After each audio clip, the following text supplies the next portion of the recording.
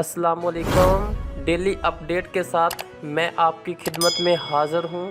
جیسا کہ محکمہ اسکول ایجوکیشن نے بہت بڑا اعلان کر دیا ہے کہ اسکول ایجوکیشن ڈپارٹمنٹ کا کینسر کے مرض میں مبتلا اساتذہ کو علاج کے لیے مالی امداد دینے کا اعلان کر دیا۔ مالی امداد حاضر سروسز اور ریٹائرڈ دونوں اساتذہ کو فراہم کی جائے گی۔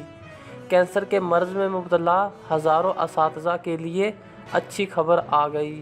اسکول ایجوکیشن ڈپارٹمنٹ نے کینسر کے مرض میں مبتلا اساتذہ کو علاج کے لیے مالی امداد دینے کا اعلان کر دیا۔ مالی امداد حاضر سروسز اور ریٹائرڈ دونوں اساتذہ کو فراہم کی جائے گی۔ اسکول ایجوکیشن ڈپارٹمنٹ نے متاثرہ اساتذہ سے پاکستان ٹیچرز فاؤنڈیشن کے ذریعے درخواستیں طلب کر لی ہیں۔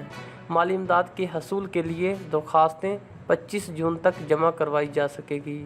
اسکول ایجوکیشن ڈپارٹمنٹ کے مطابق کینسر کے مرض میں مبتلا اساتذہ کو محکمے کی جانب سے ہر ممکن تعاون فراہم کیا جائے گا۔